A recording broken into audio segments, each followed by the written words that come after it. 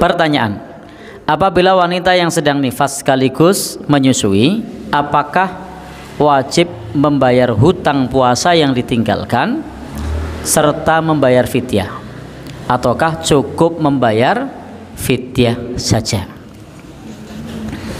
Jawabannya, berdasarkan Himpunan Putusan Tarjih halaman 175, dalil nomor 10 sampai dengan nomor 12.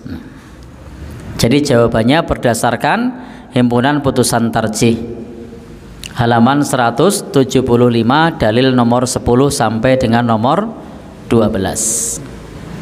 Dinyatakan bahwa orang yang nifas dan sekaligus menyusui karena kelemahan dirinya maka cukup fidyah dengan memberikan setiap hari kepada seorang miskin, memberikan makan kepada seorang miskin setiap hari. Dalilnya apa?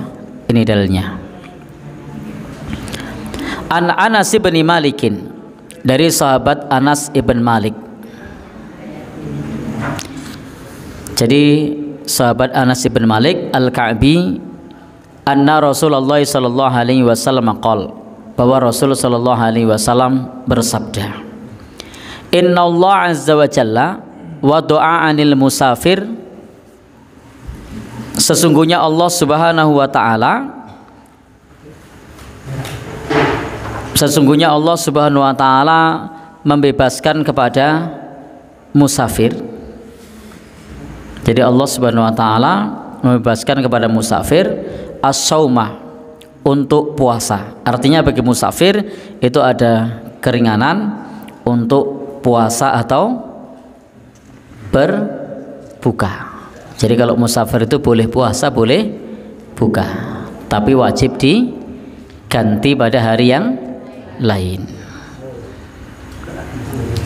Wasyatrus shalah, dan juga bagi orang yang musafir itu dibebaskan dari separuh sholat.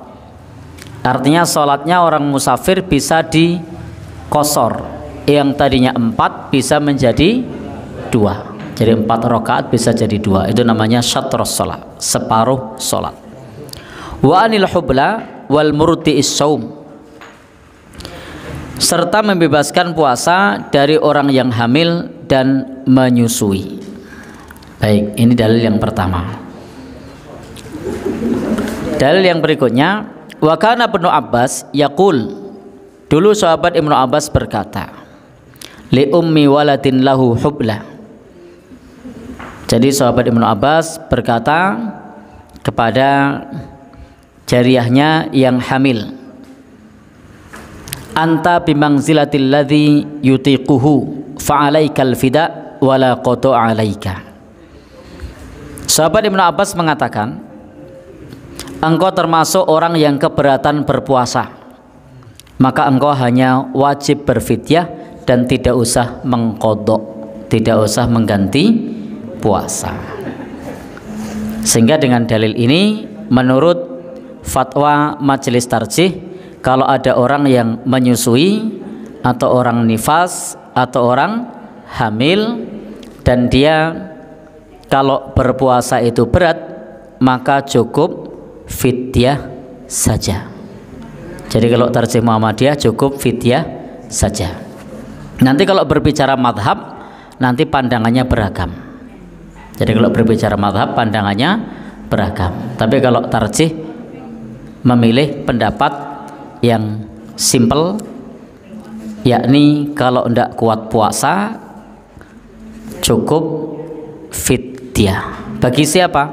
Bagi orang yang hamil, bagi orang yang menyusui.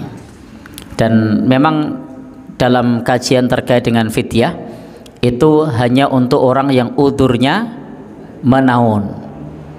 Hamil, menyusui, menaun apa tidak? Menaun. Sehingga termasuk yang bisa fidyah karena udurnya menaun. Tapi kalau udurnya tidak menaun, tidak boleh fidyah.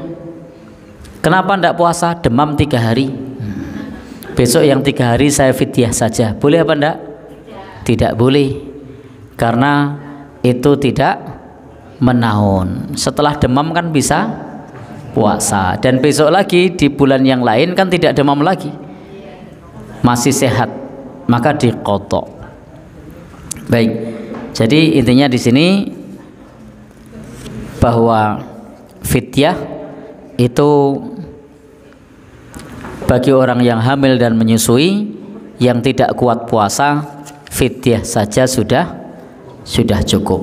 Itu yang dipegang oleh fatwa tarjih yang ada di buku Tanya Jawab Agama jilid 4 halaman 178, yang mengambil dalil dari Himpunan Putusan Tarjih dengan dalil halaman 175, dalil nomor 10 sampai dengan nomor 12.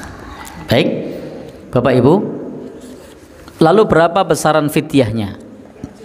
Besaran fidyah itu menurut tarjih 0,60 kg beras atau 6 on, jadi 6 on.